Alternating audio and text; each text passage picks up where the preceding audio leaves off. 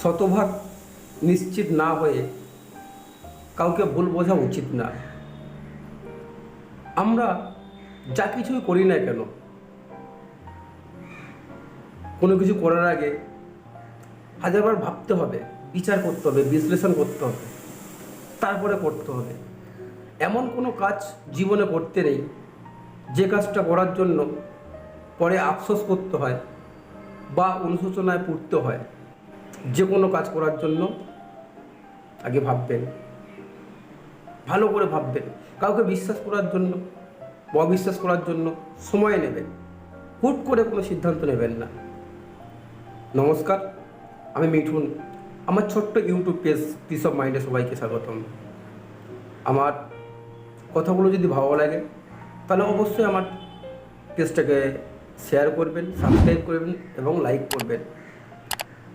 গল্পটি অনেক দিনে পুরনো এবং অনেকবার শুনেছি আমরা ছোটোবেলা থেকে এখনও পর্যন্ত। একটি সাপ, বেজি ও শিশু এবং শিশুর মায়ের গল্প।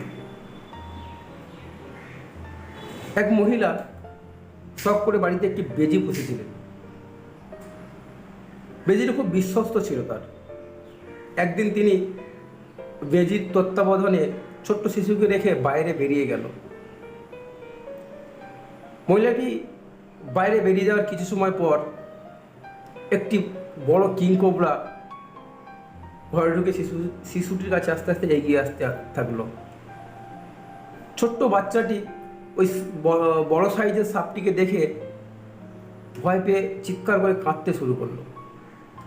তখন পাশে থাকা বেজিটা সাপের সঙ্গে লড়াই শুরু করে দিল এবং অনেক সময় লড়াই করার পর বেজিটি সাপটিকে মেরে ফেললো। মেরে ফেলার পর মুখে রক্ত নিয়ে যথারীতি দরজার সামনে মহিলাটির জন্য অপেক্ষা করতে লাগলো। মহিলাটি যখন বাইরের কাজ মিটে গেছে, বাড়িতে ফিরে দেখে গেটের সামনে বেজিটির আছে এবং বেজিটির মুখে রক্ত লেগে আছে। তখন মহিলাটি ভাবলো হয়তো বেজিটি তার ছোট্ট সন্তানকে কামড় দিয়েছে। পাশে একটা লাঠি ছিল, সেই লাঠিটা দিয়ে বেজিটিকে মেরে ফেললো। মেরে ফেলার পর যখন ঘরের ভিতরে ঢুকলো, গিয়ে দেখলো শিশুটি যথারীতি নিরাপদ আছে, নিশ্চিতভাবে আছে এবং শিশুটির পাশে একটি বিশাল আকৃতির কিংকোবরা মৃত অবস্থায় পড়ে আছে। তখন মহিলাটির বুঝতে আর কোনো বাকি রইল না যে বেজিটি সাপটিকে মেরেছে। তখন মহিলাটি নিজে ভুল বুঝতে পারলো, কিন্তু অনেকটা দেরি হয়ে গেছে। এখন ভুল বুঝে আর কোনো লাভ নেই, এখন শুধু আফসোস করার পালা।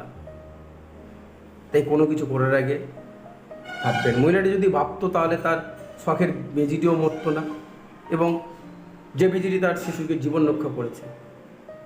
এই জন্য যা কিছু করবেন আগে ভাববেন। আমরা কোনো কিছু না ভেবে